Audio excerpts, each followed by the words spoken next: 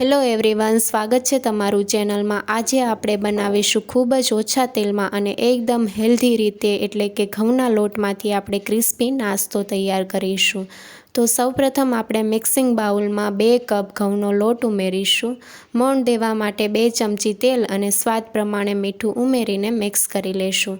તો મોણને આપણે આ રીતે મિક્સ કરવાનું છે, જેથી લોટના દરેક કણમાં મોણ સરસ એવું મિક્સ થશે। હવે આપણે લોટમાં થોડું પાણી ઉમેરીને રોટલીનો લોટ બાંધીએ એ રીતનો આપણે લોટ તૈયાર કરવાનો છે। તો આ રીતે આપણે પાણી એકસાથે નથી ઉમેરવાનું, થોડું થોડું પાણી ઉમેરીને લોટ આપણે તૈયાર કરવાનો છે। તો આ રીતનો લોટ તૈયાર થઈ ગયો છે, રોટલીનો બાંધીએ એ રીતનો લોટ તૈયાર થયો છે। અને હવે આપણે 1 ચમચી તેલ ઉમેરીને લોટને મસળી લેશું। તમે ઘઉંના લોટની જગ્યાએ મેંદાનો લોટ પણ લઈ શકો છો, પણ આપણે હેલ્ધી બનાવીએ છીએ એટલે આપણે ઘઉંનો લોટ ઉમેર્યો છે અને આપણે ઓછા તેલમાં આ નાસ્તો તૈયાર કરીશું। લોટને 1 મિનિટ માટે મસળી લીધો છે અને હવે આપણે રેસ્ટ માટે મૂકી દઈશું। તો આ રીતે ઢાંકણ ઢાંકીને સાઈડમાં મૂકી દઈશું અને ત્યાં સુધીમાં આપણે સ્ટફિંગ તૈયાર કરી લઈશું। 1 ચમચી લીલી વરિયાળી અને 1 ચમચી સૂકા ધાણાને મેં આ રીતે ખાંડણીમાં ઉમેર્યા છે અને અધકચરા આપણે વાટી લેવાના છે। સરસ એવો વરિયાળીનો ફ્લેવર આવે છે સ્ટફિંગમાં। તો આ રીતનો ભૂકો તૈયાર થઈ ગયો છે। હવે આપણે નોનસ્ટિક પેનમાં 2 ચમચી તેલ ઉમેરીશું અને હવે વરિયાળી અને સૂકા ધાણાનો જે આપણે અધકચરો ભૂકો તૈયાર કર્યો છે તે ઉમેરીને આ રીતે સાતળી લઈશું। કલર ચેન્જ નથી કરવાનો, હલકો આ રીતે સાતળી લઈશું જેથી સરસ એવો ફ્લેવર આવે છે। 1 ચમચી આદુ મરચાંની પેસ્ટ ઉમેરશું અને સાતળી લઈશું। તો 1 લીલા મરચાં અને અડધા ઇંચ આદુના ટુકડાને મેં આ રીતે વાટીને ઉમેર્યા છે અને હવે મસાલામાં ચપટી હિંગ, અડધી ચમચી હળદર પાવડર અને 1 ચમચી કાશ્મીરી લાલ મરચું પાવડર ઉમેરીને સાતળી લઈશું। મસાલાને પણ આપણે સરસ રીતે મિક્સ કરી લઈશું અને હવે આપણે અડધો કપ લીલા વટાણા ઉમેરશું। સિઝનમાં છે એટલે અત્યારે લીલા વટાણા સહેલાઈથી મળી રહે છે અને હવે મિક્સ કરી લઈશું। વટાણા અને મસાલા મિક્સ થઈ ગયા છે। હવે આપણે બાફેલા બટેકા ઉમેરશું। બટેકાને આપણે અગાઉથી બાફીને ઠંડા થઈ જાય પછી જ આપણે આ રીતે સ્ટફિંગ તૈયાર કરવાનું છે। તો મેં 6 નંગ જેટલા બાફેલા બટેકા ઉમેર્યા છે અને આ રીતે હાથેથી મેશ કરીને ઉમેર્યા છે અને હવે આપણે બધું જ વસ્તુ મિક્સ કરી લઈશું। બટેકાના અમુક ટુકડા મોટા રહી ગયા હોય તો આ રીતે ચમચાથી પ્રેસ કરી લઈશું અને મિક્સ કરી લઈશું। અને હવે આપણે મીઠું ઉમેરવાનું છે। તો મીઠું મેં બટેકા બાફતી વખતે પણ ઉમેર્યું છે એટલે અત્યારે સ્વાદ પ્રમાણે મીઠું ઉમેરીશું। અને હવે ચટપટો સ્વાદ દેવા માટે 1 ચમચી ચાટ મસાલો અને ખાટો મીઠો સ્વાદ દેવા માટે 1 ચમચી આમચૂર પાવડર ઉમેરીશું અને 1/4 ચમચી સંચળ પાવડર ઉમેરીશું। અડધી ચમચી ગરમ મસાલા પાવડર અને કોથમીરના પાન ઉમેરીને મિક્સ કરી લઈશું। તો સ્ટફિંગ તૈયાર થઈ ગયું છે। ગેસની ફ્લેમ બંધ કરી દઈશું। સ્ટફિંગ થોડું ઠંડુ થઈ જાય પછી આપણે પોકેટ તૈયાર કરી લઈશું। તો સ્ટફિંગ ઠંડુ થાય છે ત્યાં સુધીમાં આપણે લોટમાંથી લુઆક તૈયાર કરી લઈશું। તો લોટને આપણે 1 મિનિટ માટે આ રીતે મસળી લઈશું અને હવે આપણે રોટલી નાની સાઇઝની બનાવવાની છે। બહુ મોટી સાઇઝની રોટલી નથી કરવાની અને પાતળી કરવાની છે, એટલે આ સાઇઝના આપણે લુઆ તૈયાર કરી લઈશું। તો રોટલી આપણે એકદમ પાતળી રોટલી વણશું એટલે સરસ એવા ક્રિસ્પી એવા પોકેટ તૈયાર થશે। તો આ રીતે આપણે બધા જ લુઆ તૈયાર કરી લઈશું। લોટમાંથી બધા જ લુઆ તૈયાર કરી લીધા છે અને આ રીતે સૂકો લોટ પણ લઈ લીધો છે। હવે આપણે રોટલી વણી લઈશું।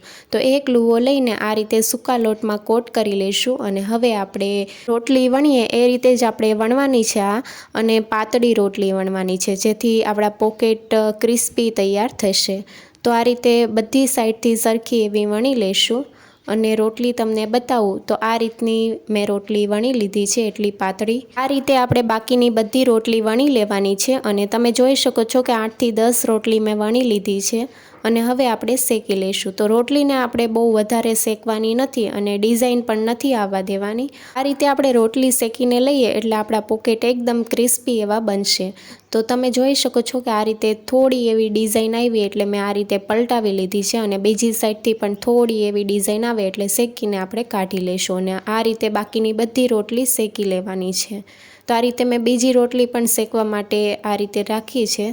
તો આ રીતે બંને સાઈડથી પલટાવીને બીજી રોટલી પણ શેકી લઈશું અને આ રીતે બાકીની બધી રોટલી શેકી લઈશું। હવે આપણે સ્લરી તૈયાર કરી લઈશું. તો એક બાઉલમાં મેં 4 ચમચી ઘઉંનો લોટ ઉમેર્યો છે અને 1/4 કપ પાણી ઉમેરીને ચમચીથી મિક્સ કરી લઈશું. તો આ રીતે થોડું પાણી ઉમેરીને મિક્સ કરવાનું છે, જેથી ગાંઠા ન રહે. તો તમે જોઈ શકો છો કે આ રીતનું મિક્સ કરી લીધું છે અને હવે ચમચીથી બતાવું તો આ રીતનું ગાંઠા વગરનું મિશ્રણ તૈયાર થઈ ગયું છે. બધી જ વસ્તુ આવી ગઈ છે. આ રીતે રોટલી પણ શેકાઈ ગઈ છે, બટેકાનો મસાલો પણ તૈયાર છે અને આ રીતે સ્લરી પણ તૈયાર થઈ ગઈ છે. તો હવે આપણે રોટલીના પોકેટ તૈયાર કરી લઈશું. તો આ રીતે એક રોટલી લઈ લીધી છે અને સેન્ટરમાં આપણે સ્ટફિંગ આ રીતે ઉમેરવાનું છે. સ્ટફિંગ મેં 2 ચમચી ઉમેર્યું છે અને હવે આપણે ચમચીથી આ રીતે થોડું પાથરી લઈશું. બહુ વધારે આખામાં નથી ફેલાવાનું, આ રીતે સેન્ટરમાં થોડું પ્રેસ કરી લઈશું અને હવે આપણે ચમચીથી આ રીતે શેપ આપી દઈશું. તો મેં સ્ક્વેર શેપ આપી દીધો છે અને હવે આપણે રોટલીને એક બાજુ આ રીતે ફોલ્ડ કરીને ઉપરથી સ્લરી લગાવવાની છે અને બીજી બાજુ પણ આ રીતે ફોલ્ડ કરીને સ્લરી લગાવવાની છે. તમે જોઈ શકો છો કે આ રીતે બધી સાઈડથી સ્લરી લગાવી છે અને ફોલ્ડ કરી લીધું છે. સ્લરી લગાવવાથી પોકેટ આપણા સરસ એવા ચીપકી જશે. તો આ રીતે એક પોકેટ તૈયાર થઈ ગયું છે અને હવે તમને બીજું પોકેટ તૈયાર કરીને બતાવું. તો આ રીતે બીજા પોકેટમાં પણ આપણે એક સાઈડથી ફોલ્ડ કરીને સ્લરી લગાવી દઈશું અને આ રીતે બીજો ભાગ આપણે આ રીતે ફોલ્ડ કરીને ઉપરથી સ્લરી લગાવીને ચિપકાવી લઈશું. આ રીતે ઉપર અને નીચેનો ભાગ પણ આ રીતે ચિપકાવી લેવાનો છે અને આ રીતનું બીજું પોકેટ પણ તૈયાર થઈ ગયું છે. આ રીતે બાકીના બધા પોકેટ તૈયાર કરી લઈશું અને હવે પોકેટને ફ્રાય કરવાના છે. તો નોનસ્ટિક પેનમાં 1/4 કપ જેટલું તેલ ઉમેર્યું છે અને આ રીતે એક પોકેટ આપણે ઉમેરશું અને બંને બાજુથી ક્રિસ્પી થાય ત્યાં સુધી આપણે શેકી લઈશું. તો તમે જોઈ શકો છો કે સરસ એવો કલર આવ્યો છે અને બીજી સાઈડથી પણ સરસ એવો કલર આવે ત્યાં સુધી આપણે શેકી લઈશું. તો આ રીતે બંને બાજુથી પલટાવીને આપણે સરસ એવા ફ્રાય કરી લેવાના છે. આ રીતે એક પોકેટ તૈયાર થઈ ગયું છે અને હવે આપણે બાકીના બધા પોકેટ તૈયાર કરી લઈશું.